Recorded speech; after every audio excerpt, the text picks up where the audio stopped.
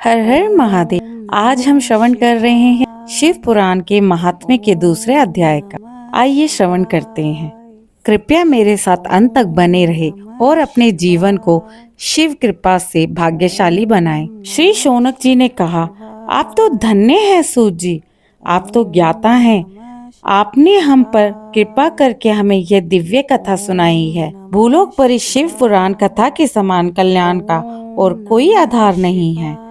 आपकी कथा के माध्यम से हम सभी को स्मरण हो गया है सूत जी, इस कथा से किस तरह पापी शुद्ध हो सकते हैं। उन्हें इस कथा को बताकर इस जगत का कल्याण करें। सूत जी बोले, मुनिवर, जो मनुष्य काम, क्रोध, मद, पाप, दुराचार तथा लालच में निरंतर डूबे रहते हैं, वे भी शिव पुराण का वाचन और श्रवण करके पवित्र हो सकते हैं तथा पूर्णतः उनके पापों का भी अंत हो सकता है। इसलिए आज मैं तुम्हें एक कथा का श्रवण कराता हूँ। बहुत प्राचीन बात है कि रातों नगर में देवराज नाम का एक ब्राह्मण रहा करता था। वह ज्ञान में दुर्बल, गरीब, रस बेचने वाला तथा वैदिक धर्म से अपरिचित था। वह पूजा पाठ नहीं करता था तथा उसमें गलत आदतें बढ़ती जा रही थी। उसने अनेक मनुष्य से उनका धन हड़प लिया था।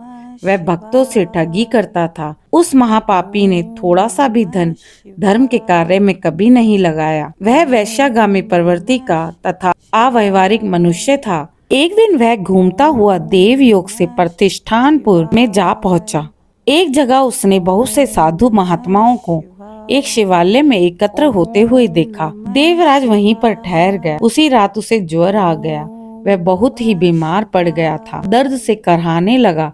उसी शिवालय में एक ब्राह्मण देवता शिव पुराण की कथा सुना रहे थे। ज्वर में पड़ा देवराज भी ब्राह्मण के मुख से शिव कथा को लगातार सुन रहा था। कुछ समय बाद देवराज ज्वर से बहुत अधिक पीड़ित होकर चल बसा। दूत उसे यमलोक ले गए। तभी वहाँ शिवलोक से भगवान शिव के सेवक आ पहुँचे।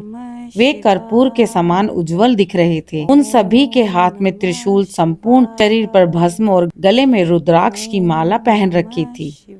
उन्होंने यमराज के दूतों को भगाकर देवराज को यमदूतों के चुंगल से छुड़ा लिया और वे उन्हें अपने शिव विमान पर बैठाकर कैलाश पर्वत पर ले गए। उस समय यमलोक में कोलाहल मच गया, जिसे सुन यमराज क्रोधित होकर वहां आए। साक्षात रुद्रों के समान प्रतीत होने वाले इन दूतों को धर्मराज ने विधि पूर्वक पूजन कर अपनी ज्ञान दृष्टि से इस बात को समझ लिया। उन्होंने भयावश भगवान शिव के दूतों से कुछ नहीं पूछा। इसके पश्चात शिव जी के दूत देवराज को लेकर कैलाश पहुंच गए और वहां पहुंचकर उन्होंने देवराज को करुणा अवतार भगवान शिव के समक्ष प्रस्तुत किया। फिर शौनक जी ने कहा, सूत जी, आप तो सर्वज्ञ हैं। यह सुनकर मैं धन्य हुआ। इस इतिहास को सुनकर मैं भाग्यशाली महसूस कर रहा हूँ। इसलिए आप मुझे भगवान शिव के स्वरूप की दूसरी कथा भी सुनाइए। हर हर महादेव। कल के अध्याय में सुनेंगे शिव पुराण के तीसरे अध्याय को।